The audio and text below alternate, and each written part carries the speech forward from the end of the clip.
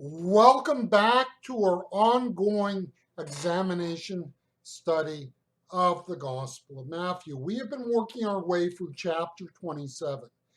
And I think chapter 27 is one of the more, not so much difficult, but difficult if you understand it as there's so much detail going on in chapter 27. And so, in that sense, it's one of the richest and deepest parts of Matthew's gospel because there's a lot of things happening as Jesus is crucified. To use a contemporary expression, there's a lot of moving parts, as it were. And there are details here that we only have in part. We have the women at the cross, we have the soldier at the cross, and as we will see in a moment, a fellow named Joseph. And the point is there's a lot of things happening as Jesus is crucified, and we only have very little teensy-weensy bits of information coming to the surface. So we're going to look at Matthew chapter 27. I'm going to again just look at one verse. We are taking a stroll, a leisurely stroll through Matthew chapter 27.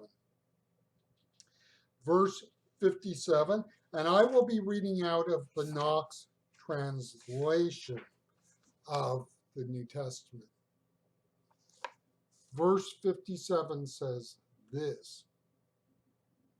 And now it was evening, and a man came forward by name Joseph, a rich man from Arimathea, who followed Jesus as a disciple like the rest.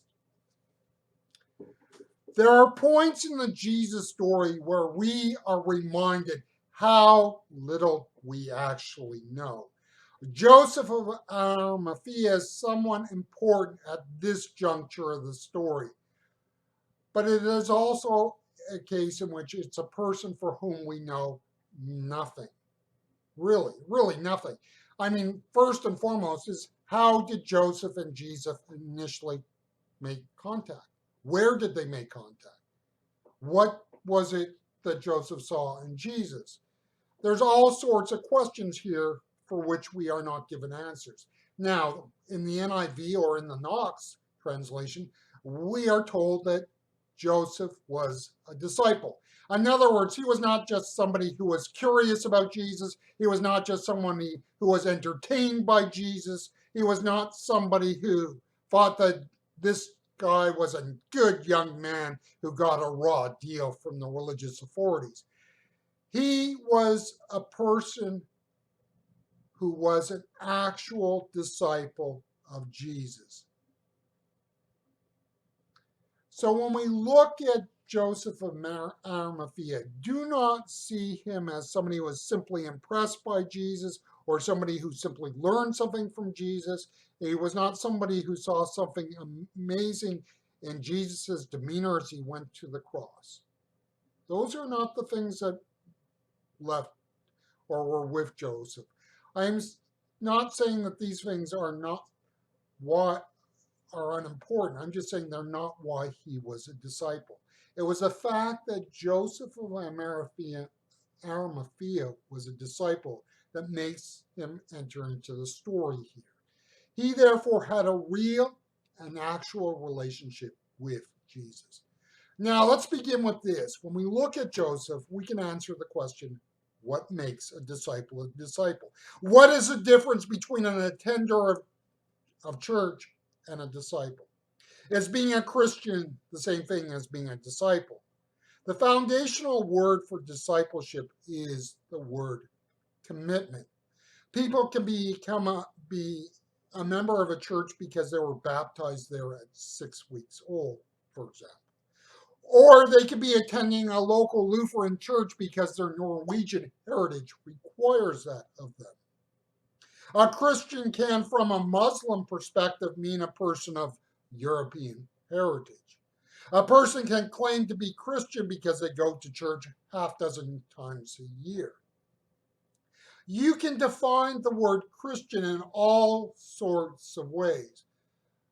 And those all sorts of ways are not the same thing as to what it means to disciple. You see, you can only be a disciple as you have a commitment to Jesus. We may not know how or when, But Joseph of Arimathea had made an actual and real commitment to Jesus.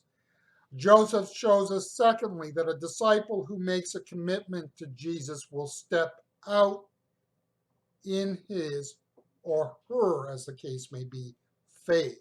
In other words, we know that Joseph was actually committed to Jesus because he stepped out in his faith for Jesus. Jesus had been rejected by the religious leaders. He had been crucified by the governing Romans. Joseph had reason to remain in the shadows. Joseph had reason to believe that by a public identity with a crucified Jesus, that it would not be good for him and his career. Joseph was willing to step out and make it clear and obvious to people that he was indeed a disciple of Jesus. Third, we can see that in stepping out as a sign of his commitment as a disciple of Jesus, that Joseph was willing to take risks. How do we know he was willing to take risks? We know this because he was rich.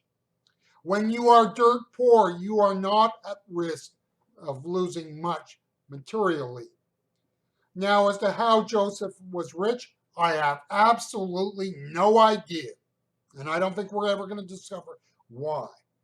If he was a businessman, his contacts with Jesus would be vulnerable. Why? Because you identify with Jesus. Your business contacts might not like that. You could lose those.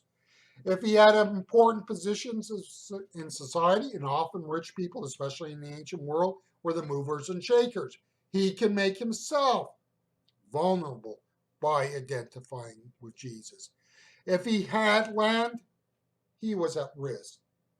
His land could be expropriated, and this has been done to Christians throughout history. You see, you cannot be a disciple of Jesus and not take risks. Go back to the difference between being a Christian and whatever that means.